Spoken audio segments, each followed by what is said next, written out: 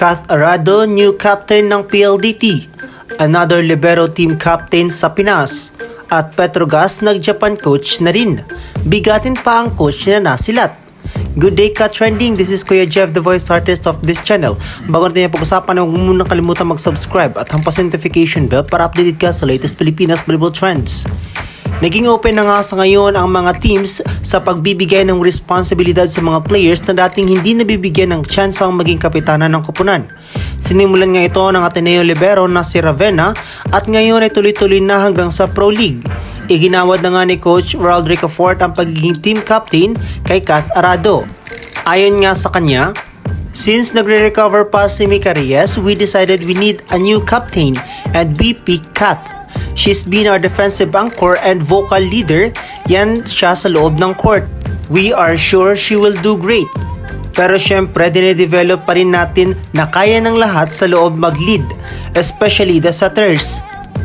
Yan na nga ang paliwanag ni Coach Rod sa kung bakit niya in-appoint si Kath Arado na maging team captain sa PLDT this conference. Masaya naman dito ang mga fans ng PLDT dahil sure din naman na talagang magagampanan ni Arado ang kanyang pagiging team captain nito sa loob ng court. Pero ayon nga rin kay Coach Rod na hindi lang dapat si Kath ang magli-lead sa team dahil especially kailangan din mag-lead ng mga setters.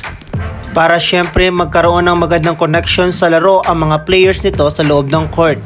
Kung ang PLDT ay naglabas ng pasabog ay hindi rin nagpapatalo ang Petrogas Angels dahil bukod kasi kay Van Sickle na bagong recruit ay hindi rin sila nagpapatalo sa bagong head coach nito. Dahil nga sa pinakitang growth ng players ni Coach Taka sa next sled ay naging dahilan nga ito para maging open ang mga mata ng club teams na maganda pala kung kukuha ito ng Japanese coach. After kasi kay Coach Taka ay sumunod ang Farm Fresh with their consultant Hideo Suzuki. Dahil nga rito ay di rin nagpakabog ang Angels at inilabas na nila ang kanilang missing piece na Japanese coach na si Coach Koji Chuzurabara. Sa mga hindi nakakaalam, si Chuzurabara ay naging coach na rin ng Kinbakbak ni Under 19, Oita Miyoshi and Chinese Taipei Women's National Team. Kaya isang caliber coach nga ang nasilat ng Petrogas Angels.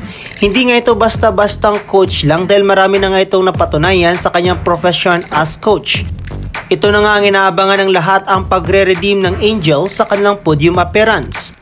Mas magiging kaabang-abang nga ito dahil sa magiging tandem ni Philam Brooke Van Sickle at Japanese coach Chuzurabara. Petrogas will never be the same anymore at mas lalo nga itong nangangating makabalik as final contender dahil sa mga bagong recruit nila sa susunod na liga. Ka-trending, isa ka ba sa na-excite sa pagpasok ng coach ng Petrogas Angels? Sa tingin mo ba magiging daan ito upang maibalik sila sa dati ng pwesto as Final Four contender? Baka may gusto ka pang idagdag, i-comment mo na yan. So that's it for this video, ka-trending. Don't forget to subscribe at hampasin notification bell para update ka sa latest ganap ng volleyball sa Pinas. Thanks for watching, bye for now!